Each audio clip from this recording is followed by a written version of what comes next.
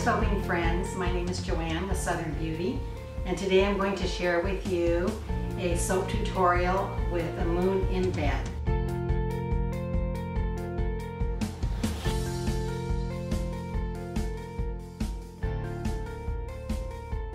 I put on my goggles and I wear an apron. I make sure my feet are covered, and so now we're ready. The recipe that I'm going to share with you today, I adapted from Kevin Devine of Divinely Inspired Soaps. It consists of these oils. There's castor oil, cocoa butter, coconut, grapeseed, olive, and safflower. In the lye mixture, I've also added sodium lactate, which hardens the soap, and a bit of kaolin clay.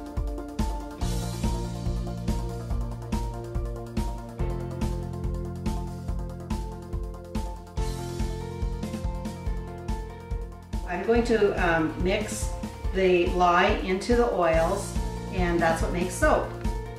I'm going to use my stick blender just a little bit. I'm going to burp it too.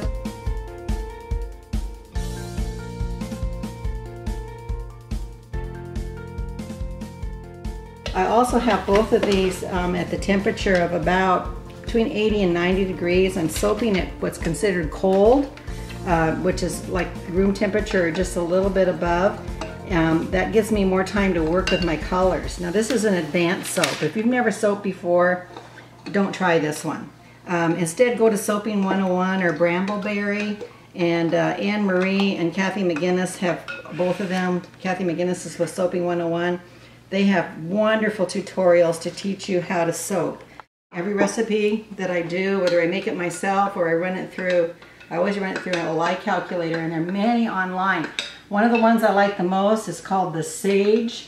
It's simple. You can also edit your recipes and resize them. You know, I've got the lye and the oils together, and this is the beginning of soap. And what I'm looking for here is called trace. As you can see, as I'm mixing this together, it's starting to emulsify. What I'm looking for is a line to sit on top of it, and if I stick blend it too long, it's going to get thick on me. Okay, I've got it pretty well emulsified. When I add my colors, divide this up and add my colors, I'm going to stick blend it some more. So the next step is I'm going to divide this soap up into a bunch of colors because it is going to go into this mold. This is going to make the moon in bed.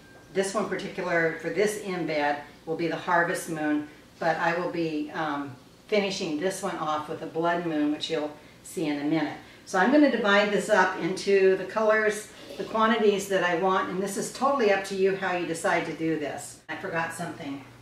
This is a common mistake that everybody makes when they're soaping, and I'm one of those, is I forget to put in my fragrance. And I'm adding an ingredient that I did last time. I'm not sure exactly how it's going to turn out. It's worked really good in some of my melt and pour soaps. But this is called Night Glow, and I got it from TKB Trading, and it's luminescent. It's a luminescent zinc, and it glows in the dark. So I thought that would be cool to have that in a moon. So I'm going to add this in there. I've dissolved that in a little bit of distilled water. That's why Great Cakes is such a great place to go to find out about how to dissolve your colorants, because some dissolve in glycerin, some dissolve in oil, and some dissolve in water, and it can be very, very confusing. So I'm going to stick blend in my color. This color, by the way, I mean not this color, this fragrance, is Harvest Moon. And it's blueberries and spruce, and I don't know how to explain it except it's absolutely fabulous. I'm going to put this in here, and I'm going to stick blend this in just a little bit. And I read ahead of time on the Nature's Garden website that this fragrance does not accelerate trace, and it doesn't discolor. It says it's zero vanilla content in it. And if you have zero vanilla content in it, that means that it's not going to discolor your soap. And so sometimes discoloring it can turn it brown. Sometimes you want a brown soap and it doesn't make any difference. Or you can use a vanilla stabilizer. So I am mixing in my Night Glow and my fragrance. And fortunately so far, it's starting to thicken up a little bit, but not too much. I'm going to stick this back in my tub so it's safe. And now I'm going to divide this up and add my colors. So I'm going to try to do this kind of equally. I still have my goggles on because this is, you know, the lye is mostly saponified now into the oils, but it still is pretty caustic. And you know, even though God gave us two eyes, you don't want to lose one. So I try to be on the cautious side. Like that. You know, there's not any right or wrong when it comes to colors. It's really personal preference. This is a mica that was dissolved in water. The cool thing about being able to dissolve things in waters is that in water rather than oil or glycerin is that it will saponify out over time. It just, you know, that's really what soap does, is the water just evaporates, and that's what happens in the curing process. So that's that one, and I'll have to stick blend it in. You always have to stick blend colorants, otherwise they won't disperse evenly. Now this is a gold mica. I think it's called antique gold. I'll make sure that I list it on there in case you're really interested in it. I don't have very much, but also the quantities that you use. Sometimes it's personal preference. Like I said before, Amy Warden on grape cakes gives a lot of great information. She usually says you need about a teaspoon of mica for every cup of soap. You need a quarter teaspoon of oxide or marine to every cup of soap. And you need about a half a teaspoon of neons. Those are the main kinds of colorant to use in soap other than natural colorants, which I love too. Okay, that's the gold. This one is just a tiny bit of red, and I don't want to use too much red. I think I'm going to pour some of one of these. I just want to have a little bit of red because when it mixes with one of the yellows, you know what it's going to turn. It's going to turn a real pretty pinky orange or peachy color, and I like that color.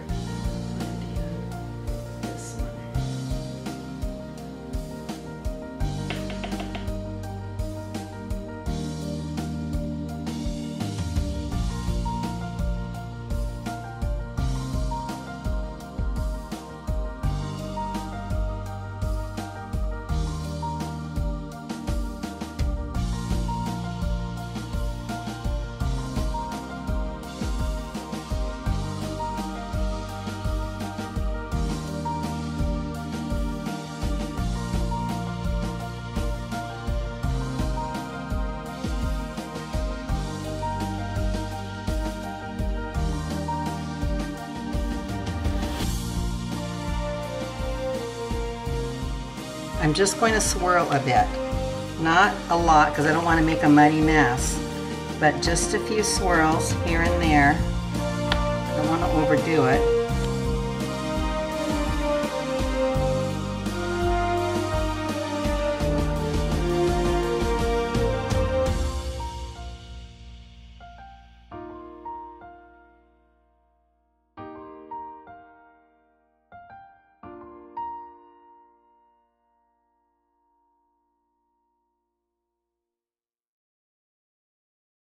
Okay, we're going to continue to make our moon embed, the blood moon embed. This particular lye and oil combination is going to make the sky. And I'm going to make a very dark sky so that blood moon will really pop out. The recipe for the sky is also taken from Kevin Devine. I've just adapted it a little bit to be mine. It uses castor oil, coconut oil, olive oil, and shea butter. and it has lye and just distilled water with a bit of the sodium lactate and some kaolin clay to hold the scent.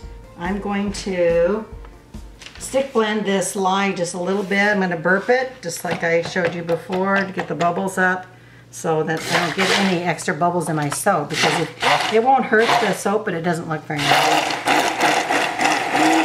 So that's that. And then I'm going to just mix my lye a little bit. My oils.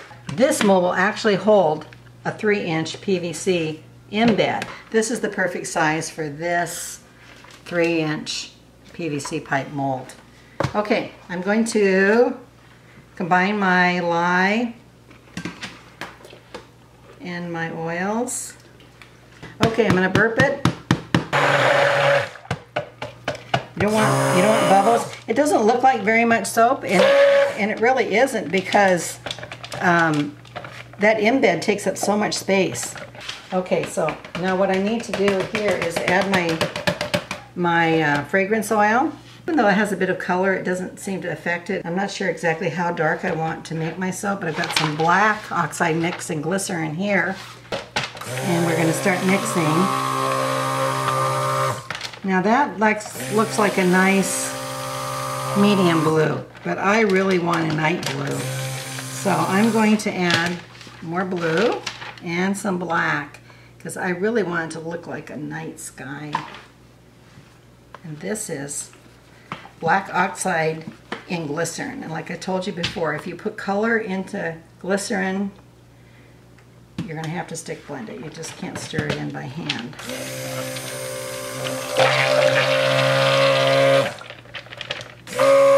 That looks pretty dark. See there? I think it could just be a tad more.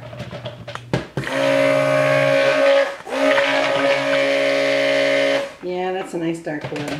I like that. Okay, let's scrape this down a little bit. Okay, that's good. I don't know if you can see that this is a medium trace. You see how that sits on top of there? That's called medium trace. And I want it to be kind of at a heavy trace, because it's got to hold that embed. I don't want that embed going all to the bottom. I want the moon to be sitting on the top.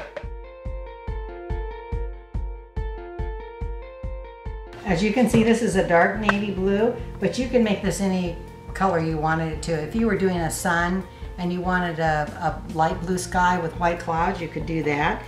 Another thing that I wanted to mention to you was always have a bottle of vinegar close by, because lye is a base or alkaline. Vinegar is an acid and will neutralize any lye that you might splash on yourself or on something that you don't want.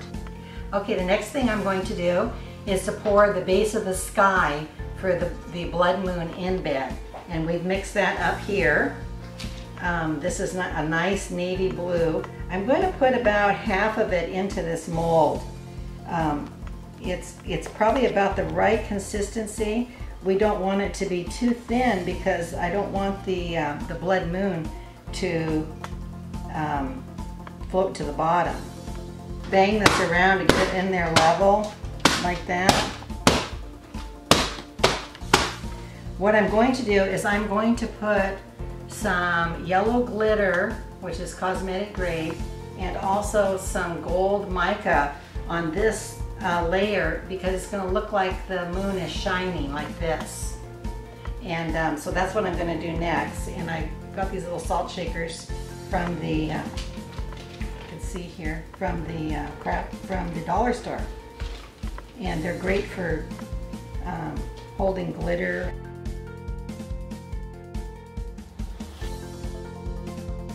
This layer of gold is optional, you know, if you want to do it or not. I'm going to now put in my embed, which I've cut this to fit exactly into this mold. And it just kind of sits there like that. And now I'm going to cover it with the soap that I have left. And it's going to barely cover it. Sometimes you think it's not going to, and then it does. You just have to trust the measurements. I'm going to go ahead and do navy glitter on here. I'm going to stick this little piece of cardboard in here to keep this from bowing. So oops, stuck my finger in there. So it's more, you know, you don't want some of your soaps bigger than others, especially if you're selling them. That makes it a little bit awkward when you go to pricing. Now the glitter that we've used is cosmetic grade. That's always really important for anything that you put on your face. So don't go to the department store and buy craft glitter. Make sure it's always cosmetic glitter. Now we have the glitter all on here. We need to spray our soap with alcohol, and it should be at least 90%. And what you do is you just spray the top really well, like this, and what it does is prevent soda ash from forming on top of the soap. When the soap heats up, which it will as it's curing, then sometimes the reaction of the oils with the lye will cause soda ash to form, and then you'll get this gray top. We're going to now let this sit and harden for anywhere from 24 to 48 hours, maybe more. Because we're using a silicone mold, sometimes that takes longer, and sometimes the amount of humidity that's in the air. So we're going to, you know, I'll check it and see when it's ready to cut. And when we cut it, that's like opening a Christmas present, and that's the exciting part. And then we will let it sit in my drying cupboard, which has a dehumidifier in there and a fan, and it will cure from 4 to 6 weeks before it's ready for use. So we'll be doing that next.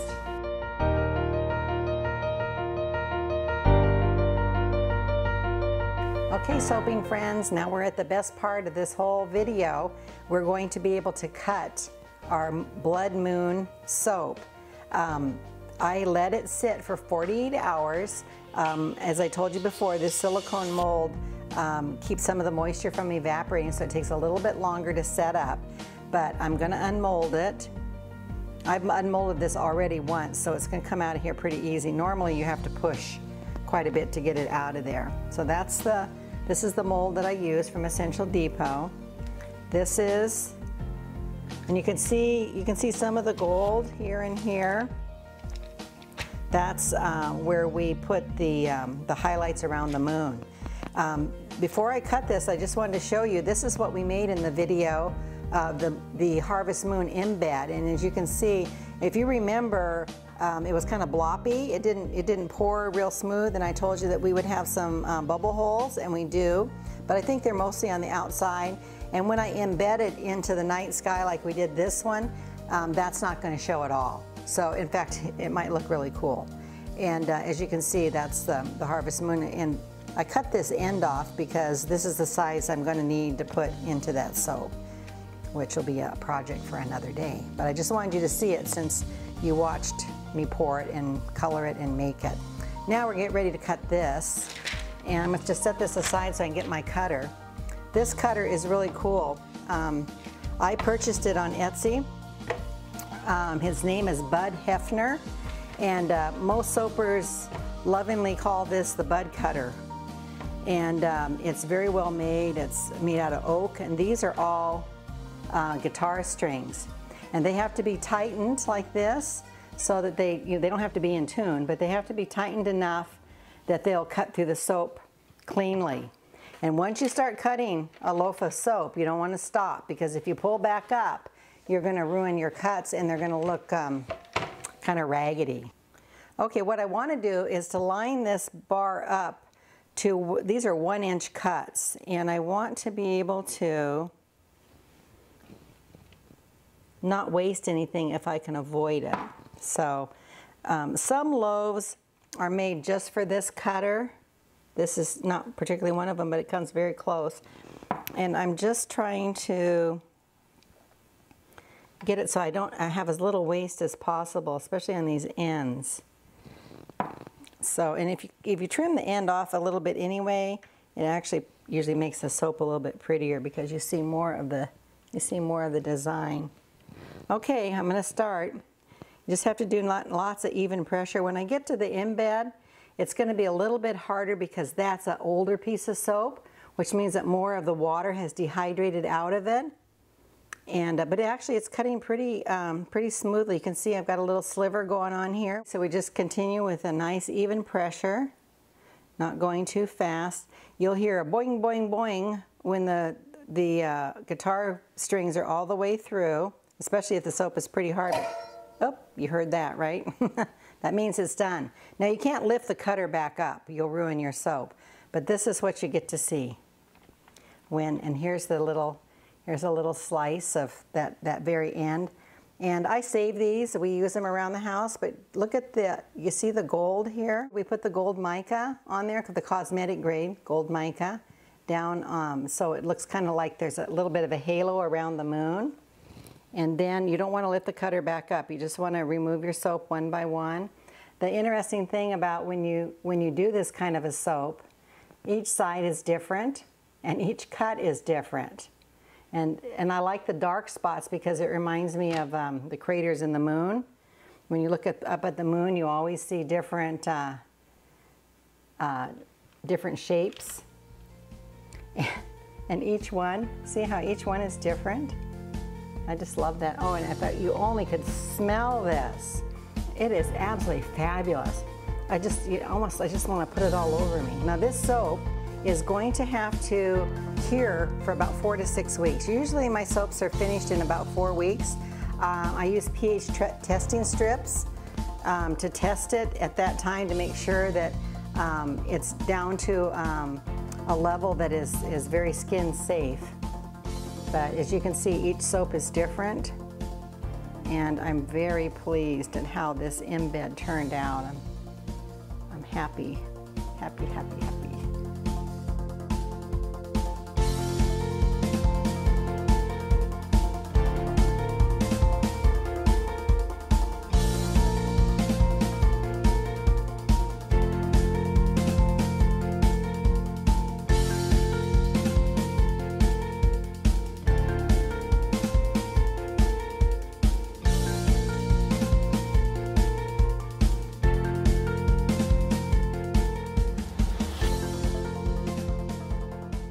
This is my Blood Moon soap. I hope you've enjoyed watching me make it, and if you're an advanced soaper, I hope that you'll try to make this as well. You'll love the results, and I hope that you enjoy it as much as I do.